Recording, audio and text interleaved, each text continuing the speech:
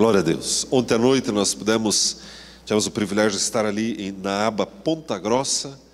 O Saulo Santos foi ordenado ao ministério evangelístico.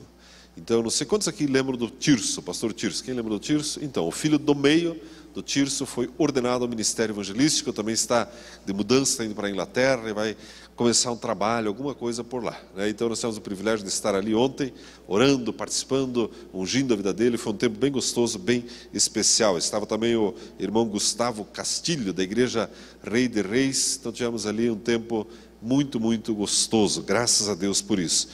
A palavra de Deus diz: aquele que almeja o episcopado, excelente obra deseja. De tudo que você pode desejar sobre a terra, o mais nobre é trabalhar para Jesus. Então, graças a Deus que tem pessoas cada vez mais se despertando para trabalhar na obra de Deus. Eu quero, nessa noite, compartilhar um texto da palavra de Deus com você. Você que está com essa Bíblia pode abrir, ou quiser acompanhar nas televisões. 1 Reis, capítulo 18, versículo 24.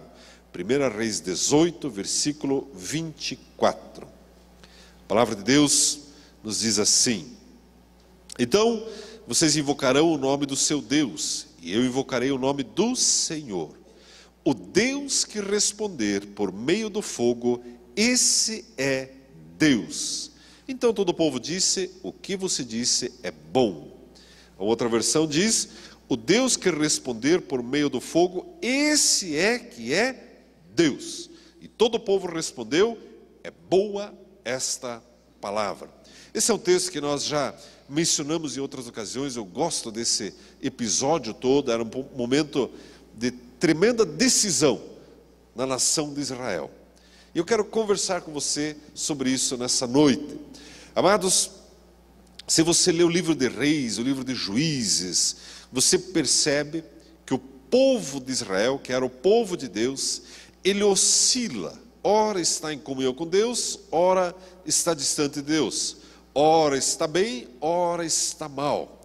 E a Bíblia, o Antigo Testamento, ele é como uma sombra daquilo que nós vivemos hoje. Muito do que você encontra, do estilo de vida, do dia a dia daquelas pessoas, é similar, ou nossa vida é similar ao que eles viviam. Tem muito crente que ora está perto de Deus, ora está longe de Deus. Ora está bem, ora está mal. Por que isso acontece? A palavra de Deus nos mostra que o diabo, desde o início da humanidade, ele investe pesadamente contra os filhos de Deus, sempre querendo trazer assim uma anestesia sobre o povo de Deus, como que uma névoa sobre os olhos, tirando a convicção que o cristão tem de que Jesus é o Senhor, de que Deus é um Deus de milagres, e levando o povo a ficar assim meio: pois é, acho que não vai dar certo. Se for para acontecer, vai acontecer comigo, porque é sempre assim. Mas nós somos um povo que está assentado com Cristo nos lugares celestiais. Nós somos daqueles que não retrocedem. Nós andamos em fé, não por vista. Nós cremos em Jesus. Mas ainda assim o diabo tenta nos anestesiar. Eu quero conversar com você sobre isso nessa noite, para nós entendermos melhor o contexto dessa declaração, quem disse isso e para quem foi dito. Essa frase foi do profeta Elias. Elias é um daqueles ícones da Bíblia de uma pessoa que ouvia Deus. E naqueles dias, os dias de Elias, tinha ali um rei sobre a nação de Israel, e o nome desse rei era Acabe. E o tal do Acabe era desajeitado na sua comunhão com Deus. Mas muito pior que ele era a patroa dele, era a esposa dele, né? É patroa mesmo, né? A patroa dele. Olha o nome da mulher. Sabe qual é o nome dela? Jezabel. Aparece o nome de cobra, já assusta, não é verdade? Já dá um medo assim. Imagine se te disser esse nome de noite, no escuro, você já, né, leva um susto. Jezabel era o nome da mulher dele. E ela manipulava o rei e conduzia a nação a se afastar do Deus de Israel. Era isso que estava acontecendo naqueles dias, a ponto de o povo não mais cultuar a Deus e flertar com os profetas de Baal. Amados, Nós vemos muitas vezes isso acontecendo na casa das pessoas, em nações, onde tem lá uma mulher presidente e um homem manipulando tudo por trás. É o contrário. Conhecemos isso, sabemos como é. E muitas vezes nas casas também. E nós precisamos tomar cuidado com as influências que nós recebemos sobre a nossa vida. Quem está dirigindo você? Quem está orientando você? Não, Arneu, imagine que eu vou deixar Jezabel ainda com o nome desse, não vai me mandar nada na minha vida. Será? Acabou de ser aprovado, ou recentemente, a tal lei da palmada. E um monte de crente, muito bem, é isso mesmo. Isso é antibíblico, irmãos. Isso é coisa de Jezabel. Aliás, Jezabel mesmo, né? Não tem uma tal de Xuxa que está por trás desse negócio? Está lá. A tal da lei da palmada, irmãos, ela é para tirar a autoridade dos pais sobre os filhos. Pastor, mas então vocês são a favor de espancar criança? Claro que não. Mas a Bíblia diz que a criança precisa ser corrigida. Só que são ventos que vêm e às vezes eu queria, pois é bom, né? Filho, então, o filho apronta, destrói, arrebenta. Filho, vem cá, vamos conversar. Mas que conversar, rapaz? Mas que conversar? Vai fazendo um papelão lá no mercado, né? Você vai no mercado lá, a irmã lá, e o carrinho, e ele vai arrastando tudo que tem na prateleira, derrubando, já sai abrindo, e pipoca para todo lado, e aquela lambança, aquele troço, e abre um quissuque, e aquele negócio. Filho, vamos conversar depois em casa. Mas que conversar? Tem que usar vara, a Bíblia diz isso. Senão, vai ser um cidadão desastrado. O maior prejudicado é ela mesma. Não é assim, irmãos? É assim. É assim. E tem muito crente que olha essas coisas assim, esse vento de Jezabel, mas é lindo, né? Amados, no Paraná, já comentei isso com os irmãos, aquele garotinho que perdeu o braço para o tigre, sabe o que é aquilo? É fruto da lei da palmada. É só você olhar as cenas daquele menino antes, você vê que é um menino que não tem limites, que os pais não corrigiram, que não ensinaram. Aí, olha o preço que esse garoto está pagando. Mas enfim, estou dando um exemplo de como a tal da Jezabel, ela tenta conduzir as pessoas sempre para o pior, sempre para o matadouro. E é o que estava acontecendo nesses dias. Mas naqueles dias, tinha um profeta chamado Elias. E ele chama o tal do Acabe, ele confronta a tal da Jezabel, e ele chama 450 profetas de Baal e 400 profetas do poste ídolo que comiam da mesa de Jezabel. Haja costela a fogo de chão, né, para atender aquele povo todo. E ele desafia para que Deus manifeste o seu poder, para que o povo saiba quem realmente é Deus. E eu quero ler alguns versículos dessa narrativa com você. Gostaria que você olhasse comigo 1 Reis 18, a partir do versículo 18. A Bíblia diz assim, 18. Eu vou ler aqui na minha versão, você pode acompanhar ali no telão. Estou feliz aqui com a minha Bíblia de letra grande, né? Estou achando bom isso aqui. Não é gigante, irmãos, mas é grande. Respondeu Elias: eu não tenho perturbado Israel, mas tu e a família de teu pai deixastes os mandamentos do Senhor e seguistes os Baalins. Agora manda reunir-se a mim todo Israel no Monte Carmelo, e traze os 450 profetas de Baal e os 400 profetas do poste sagrado, que comem da mesa de Jezabel. Então Acabe convocou todos os filhos de Israel e reuniu os profetas no Monte Carmelo. Elias se chegou a todo o povo e disse: até quando vacilareis, cocheareis entre dois pensamentos? Se o Senhor é Deus, seguiu. Mas se Baal, seguiu.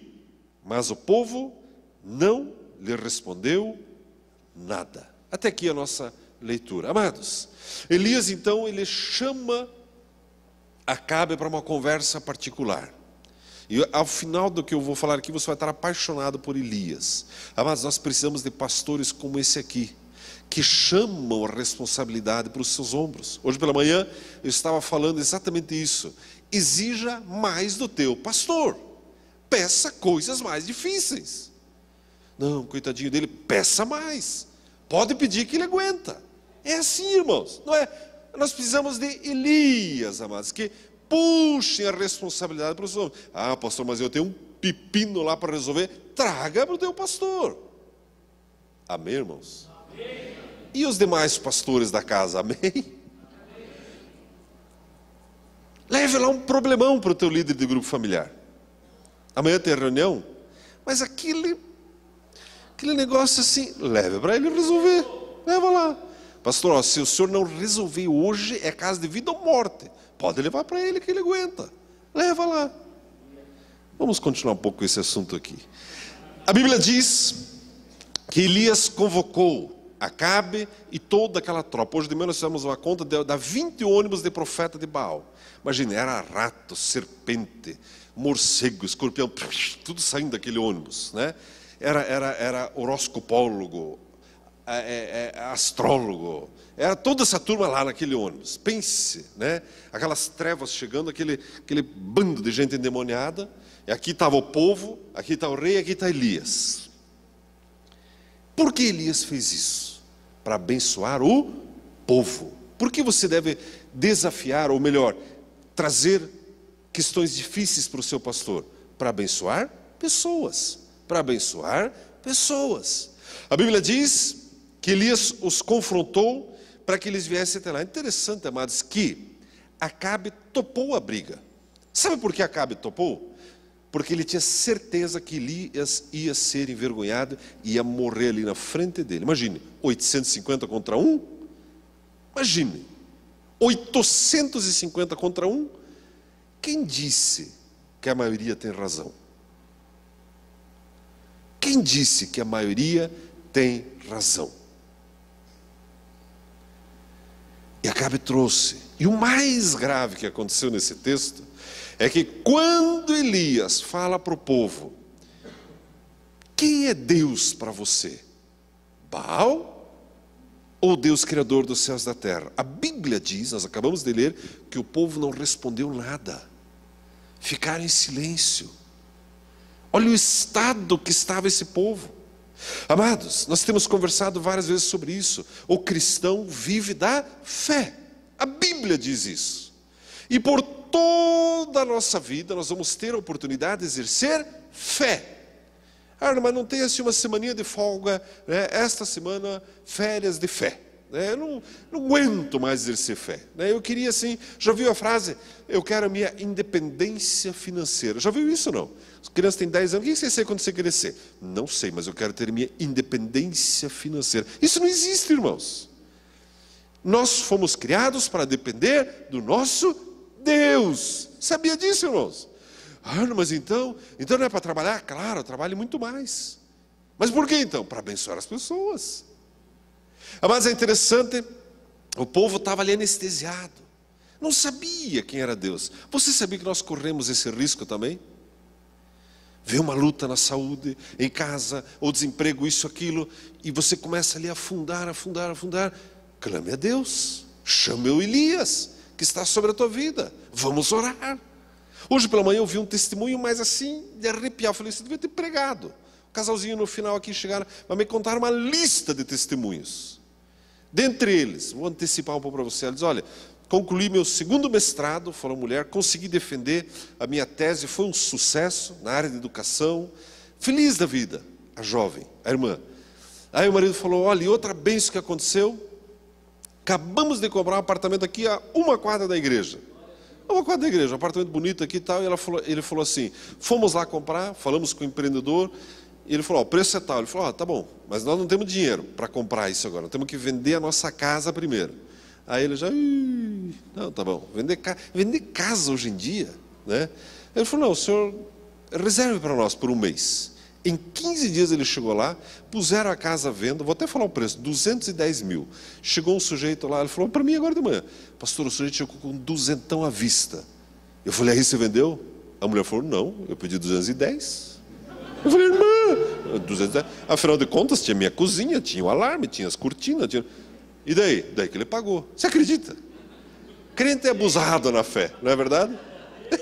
Crente é abusado na fé, né? E foram lá, deram entrada e compraram apartamento. Daqui a pouco ela falou, e tem mais, pastor. E tem mais. Dia 15/8 fiz lá um exame, uma ecografia, uma sei lá que grafia lá, e o médico falou: você perdeu a chance de ficar grávida. Porque o óvulo não sei de onde, que não sei o que. Ela deu uma explicação lá, e ela falou: sabe de uma coisa, pastor? Estou grávida. Eu falei: glória a Deus, essa igreja é uma bênção, né? Mais bebês vindo. Não é maravilhoso, irmãos? Mas você percebe que tudo envolve fé. A venda da casa, a compra da casa, o bebezinho que o médico disse que não vinha, o mestrado, pela madrugada, mestrado envolve fé bastante. Não envolve? Envolve. Só que tem crente que se acomoda e diz: não vou nem orar. Não vou nem tentar. Não vai dar certo. O povo estava assim. E Elias, ele chama o povo: ei, você precisa saber que Deus é Deus. Elias está aqui. Tem pastor na casa, é o que ele estava dizendo. Você não está sozinho. Jezabel não manda em você. E o povo estava ali, assim, anestesiado, olhando: e agora, e agora, e agora? Vamos fazer o seguinte: o Deus que responder por meio do fogo, esse é que é Deus. Amados, essa história começa a ficar cada vez mais interessante. E cada vez mais eu me apaixono por Elias. Ele chamou os 850 para a briga, na frente de todo mundo. Onde é que estão os nossos Elias? Sabe onde eles estão? Dê uma olhadinha para o teu lado. Olha o tamanho do Elias do teu lado aí. Olha que beleza de Elias. Mas eu sou Elias? Claro, irmãos. Amados, olha que importante isso que eu quero lhe dizer. Nós vamos ler daqui a pouco que o fogo veio. Amados, a resposta de Deus, o fogo de Deus já veio sobre a sua vida. Já veio. E é Jesus. Ele já foi dado a nós. Hoje, você e eu somos os pastores que precisamos compartilhar esse fogo com as pessoas. Você está lá no teu trabalho, lá na tua faculdade, lá na tua empresa, lá no teu departamento, e tem alguém do teu lado lá. Ou o teu chefe, ou o teu colaborador, ou o teu fornecedor, ou o teu cliente. Alguém está endemoniado do teu lado lá. E não precisa ir muito longe para perceber isso. É aqueles pelos teu se arrepia, chega arrepia os pelos aqui. Você fica olhando aqui. Perceba, está endemoniado. Aí você olha assim: vou ligar para o meu pastor. Não! Ofereça uma oração. Chega para o sujeito e diz: ei, eu conheço Deus que responde por meio do fogo. Ou se é crente, eu sou crente. E eu vou orar por você, as coisas vão mudar. Amados, é desse jeito. É desse jeito. A semana passada, os irmãos daqui, por iniciativa do Hernani, pegaram um ônibus, os irmãos que fazem a ITM-TV, e foram lá no posto evangelizar. Até o Eliseu compartilhou um pouco disso. E muitos não tinham evangelizado ainda. E é uma maravilha isso. Porque aí você está diante de um estranho, de noite, num posto, uma escuridão que não se enxerga nada, e você precisa do fogo de Deus. Aí você chega para ele, baita daquela maneira, e olha, só se o senhor quiser, o senhor não precisa mais, veja, né? Se não for incômodo, o senhor quer aceitar Jesus? E não há de ver que o sujeito diz: eu quero. Quer mesmo? Tem certeza? Mas não ficou nenhuma dúvida, mas eu nem expliquei nada. Não, eu quero Jesus, eu quero Jesus. Não, mas o Deus que responder por meio do fogo é que é Deus. Esse fogo já está sobre a sua vida, irmão. É assim que funciona. É assim que funciona. A Bíblia diz, eu quero ler com você, estou até me antecipando um pouco aos textos aqui, é que me empolga essa história aqui. A Bíblia diz no versículo 26, você sabe a história, Elias, ele explicou: olha, então cada um bota lá um bezerro, um novilho sobre o altar, e o Deus que respondeu por meio do fogo, esse aqui é Deus. E o versículo 26 diz assim: tomaram o novilho que lhe fora dado e o prepararam. Então invocaram o nome de Baal, desde a manhã até o meio-dia, dizendo: ah, Baal, responde-nos. Mas não houve resposta, ninguém respondeu. E saltaram ao redor do altar que tinham feito. Olha o papelão desses caras aqui. Ao meio-dia, Elias começou a zombar deles. O quê? Zombar? Isso é coisa de crente? Zomba, leu o que está escrito aqui? Amados, o diabo tem que ter medo de você, não você dele. É assim que funciona, irmãos. Só se for de dia, de noite, não sei. Toda hora. A Bíblia diz que Elias começou a zombar, dizendo: clamar em alta voz, pois ele é Deus. Talvez esteja pensando, escrevendo horóscopo, ou tenha alguma coisa que fazer lá uma leitura de mãos, ou não sei, ou que planeje alguma viagem. Talvez esteja dormindo e necessite que eu desperte. E a Bíblia diz no versículo 28, assim eles clamavam em alta voz, se retalhavam com facas e com lancetas, conforme o seu costume, até derramarem sangue. Fazendo um parênteses aqui, muita gente me pergunta: Arno, o que você pensa sobre piercing, tatuagem? É do demônio, isso que eu penso. Pronto, fecha parênteses. Se você quiser mais informações, eu te explico. Mas aqui, amados, aqui, você vê o costume daquele povo pagão, profeta de Baal, filho de Jezabel. Pensa uma cambada de gente demoniada. Olha o costume dele, o que é? É se picar, se furar, se cortar, até derramar sangue. Já viu alguém colocar um piercing e derramar sangue? Ou você acha que isso é por acaso? Mas tudo bem, só um pequeno desabafo aqui. A Bíblia diz que eles fizeram isso, e a Bíblia diz, no versículo 29, passou o meio-dia e continuaram a profetizar até a hora da oferta de cereais, mas não houve voz, nem resposta, nem atenção alguma. Amados, esta é a situação do homem sem Deus. Nós temos visto as notícias desse grupo islâmico, ISIS, lá no Oriente Médio, no Iraque, na Síria, matando cristãos, matando outros iraquianos que eles consideram satanistas. Uma coisa bárbara, uma coisa terrível, uma coisa, mas assim, absurdamente cruel. Eu estava lendo uma matéria que eles confrontam cristãos e dão a chance do cristão virar muçulmano. Mas aquele muçulmano lá que adora lá não sei que entidade, eles já consideram satanista, não nem chance, já mata direto. Como que pode chegar nesse ponto? Sabe por quê? São pessoas que se dobram a esses profetas de Baal. São pessoas que não conhecem Deus. É esse povo. E era esse povo que Elias estava confrontando, dizendo: ei, existe um Deus que responde por meio do fogo. Sabe quem é esse fogo? O Senhor Jesus. Amados, e a Bíblia diz que agora Elias foi preparar o novilho dele. Foi preparar e restaurou o altar. Tem várias aplicações sobre isso muito importantes. Mas eu quero destacar uma apenas, para você e para mim. Você é o Elias desses dias. Você é o pastor que precisa restaurar esse altar e precisa chamar as pessoas e demonstrar o poder de Deus a elas. Arno, mas eu já orei uma vez por um enfermo e o cidadão morreu. Ore de novo.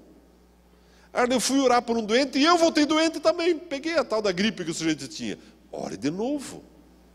Amados, algumas derrotas ou frustrações que você teve não invalidam as promessas de Deus sobre a sua vida. Ore de novo. Declare uma vez mais: Arno, mas eu orei lá para uma empresa e, rapaz, eu nem vou mais lá porque o troço fechou, foi a falência, nem vou mais. Ore de novo. Nós somos os Elias desses dias. Nós temos a resposta. Amados, Deus permite situações assim como permitiu. Ou você acha que Deus tinha perdido o controle da situação aqui? Deus estava preocupado. Elias, tomara que pegue o fogo. Olha, eu caprichei no isqueiro aqui, Elias, tomara que dê certo. Tomara que aqueles caras não consigam fazer fogo. Você acha que Deus estava assim? Você acha que Deus perdeu o controle? Não. Mas Deus permite algumas situações para que você e eu cresçamos. E o nome dele seja glorificado.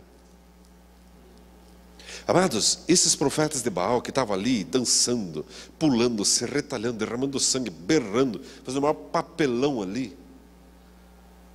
Você acha que um deles não levou lá uma caixinha de fósforo, um pouco de gasolina e pss, numa dançadinha, outra, pss, não, vou dar um jeito aqui, depois a gente acerta uma comissão aqui com o Baal chefe lá, com não sei o quê. Esse tipo de coisa já é daquela época, irmãos. E você consegue ver o anjo ali só assim, apagando aqui, apagando ali. Aqui não vai dar. É assim, irmãos. Por mais que o diabo tente, se você está atento, servindo a Deus, você espera fogo do alto. Você não aceita esses foguinhos estranhos, esses foguinhos fajuto. Não, olha, nós vamos dar um jeito aqui. Essa expressão, vamos dar um jeito, sempre é perigosa. Sempre cuidado com isso. A Bíblia diz que Elias preparou o altar. Veja o que a Bíblia diz no versículo 36. A Bíblia diz assim: quando chegou a hora da oferta de cereais, o profeta Elias aproximou-se e disse: ó Senhor, Deus de Abraão, de Isaque e de Israel, ou Jacó, manifeste-se hoje que tu és Deus de Israel e que sou teu servo, e que segundo as tuas palavras fiz todas essas coisas. Versículo 37, responde-me, Senhor, responde-me, para que esse povo conheça que tu, Senhor, és Deus, e que fizeste retroceder o seu coração. Olha alguns detalhes na oração de Elias. Amados, ele menciona Deus, o Senhor é o Deus de Abraão, Isaque e Jacó. É uma oração pessoal. Elias trata Deus de uma forma pessoal, e não como um Deus longe, eu tenho que convencê-lo a jogar fogo aqui. Não, ele é meu pai. Amados, quando você assume o seu papel de Elias, saiba, o seu pai está com você, o seu pai celestial. Arno, mas será que ele sabe que eu estou precisando de emprego? Sabe. Será que ele sabe o meu chefe, ou a minha chefa, ou... Sabe. E minha sogra, ele conhece? Conhece. Enfim, amamos as sogras, né? Deixa para lá. Pegaram no meu pé, ó, tua esposa é quase sogra, você presta atenção com essas piadinhas de sogra. Mas enfim, amamos todas as sogras. Mas Deus é o teu pai. Não é maravilhoso? Você não é o Elias maluco, solto no mundo, hippie. Então agora você é um hippie e não sei o quê, e fogo, e vou me retalhar. Não, irmãos. É o teu pai que manda o fogo. Não é maravilhoso isso? Deus, então o Senhor sabe o que precisa amanhã? Sabe. Vai me dizer que Deus sabe o que eu tenho que pagar amanhã. Ele sabe quanto custa o condomínio? Sabe. E o plano de saúde? Sabe. Deus é o nosso pai. E Elias trata Deus dessa maneira. Pai, o Senhor é o Deus de Abraão, de Isaque e de Jacó. Nós não estamos soltos no mundo. Nós somos aventureiros. Maluco, beleza. Vamos fazer fogo aqui, não sei o quê. Lembra daquele filme O Náufrago? Lembra daquele filme? O Tom Hanks? Faz tempo já, né? Mas lembra que ele está lá numa ilha, perdido, não sei o quê, e de repente ele consegue, depois de não sei quantas semanas, fazer fogo. Lembra daquilo, não? E aí ele começa: eu sou poderoso, eu sou bom, glória é meu nome. Uma dor de dente ele estava naquele filme. E fez fogo, fez um foguinho lá, né? Que nem ajudou ele a se salvar. Mas não é desse jeito. Você pede fogo para o teu pai. Amém, irmãos? E Elias, ele fez isso. E ele disse o seguinte na oração: Pai, eu quero que o fogo venha, não para eu te conhecer, porque eu já te conheço, Pai. Eu sei que o Senhor é bom, mas para que o povo te conheça. Amados, nós temos uma responsabilidade em manifestar o fogo de Deus, que é o Senhor Jesus, para que as pessoas possam conhecer esse fogo, para que as pessoas sejam aliviadas. E a Bíblia diz, e nós caminhamos para o final, a Bíblia diz, no versículo 38, o mais belo dessa história: então caiu fogo do Senhor e consumiu o holocausto, a lenha, as pedras, o pó, e ainda lambeu a água que estava na valeta. Já viu o fogo que consome a água? Foi-se aquela água. É assim. Já imaginou? Deve ser assim o barulho, né? Acabou, né? É assim. O fogo de Deus é assim. Que versículo que eu estava? Versículo 39. O que vendo todo o povo caiu com o rosto em terra e disse: o Senhor é Deus, o Senhor é Deus. Amados, o que importa, o que Deus espera de você e de mim, é que as pessoas possam reconhecer que o Senhor é Deus. E muitas vezes você passa por algumas aflições, algumas lutas, que você pensa: Deus, mas eu tinha que entrar nessa fria justo agora, Deus. Deixa Deus ser Deus da tua vida. Mas Deus, Eu pedi 210, o cara ofereceu 200, eu vou entregar por 200. 180 tá bom, Deus. É 210. Deixa Deus ser Deus na sua vida. A ponto das pessoas olharem para você e dizerem: o Senhor é Deus. Não, o que Deus fez na tua vida, só Deus mesmo. Já viu testemunhos assim? É só Deus. É assim que é para ser. Amados, e nós precisamos ser como Elias, perceber também o que as pessoas estão passando e intervir a favor dela. Tudo isso aqui tinha o propósito de libertar o povo que estava opresso por Jezabel. E o povo terminou dizendo, o mesmo povo que se calou lá no começo dessa história, que já não tinha mais certeza se Deus era Deus ou não, agora está gritando: o Senhor é Deus, o Senhor é Deus. A história segue, a Bíblia diz que Elias matou, passou a espada na garganta de todos esses 850 aqui. É uma turma, pense o tanto de sangue. Você sabia que tem um texto na Bíblia que diz: maldito aquele que preservar a sua espada do sangue? Sério, Arno? Sério? Mas sabe o que isso significa? Significa realizar a obra de Deus por completo. Eu vejo uma situação de caos, de angústia, eu preciso agir e orar até que essa situação esteja resolvida. Isso significa não guardar a sua espada do sangue. Mas esse é o nosso papel. Esse é o nosso papel. O texto segue, a palavra de Deus, ela conta que o povo então teve a chance de voltar para Deus novamente. E Elias, ele segue a sua história, os seus milagres, a sua trajetória. Quem sabe oportunamente falemos sobre isso. Mas eu quero deixar essa palavra com você. Amados, exija mais do seu pastor. Pastor, hoje eu tenho um pepino aqui para compartilhar. Pastor, se não for Deus, é a oração favorita do pastor. Outro dia me aconteceu exatamente isso. Uma pessoa me contou um problema, eu fiquei olhando assim, falei: pela madrugada, né? Você não sabe de pegar, não tem de pegar. Não vou atacar daqui, não dá. Então, pode fazer curso de psicólogo, curso de não sei o que, ólogo, de não sei o que, não tem onde pegar. É a situação favorita para Deus derramar do fogo dele e fazer um milagre. Amados, quando você se depara com problemas grandes, ou na sua vida, ou que trazem até você, saiba, você serve ao teu Deus, que é o teu Pai.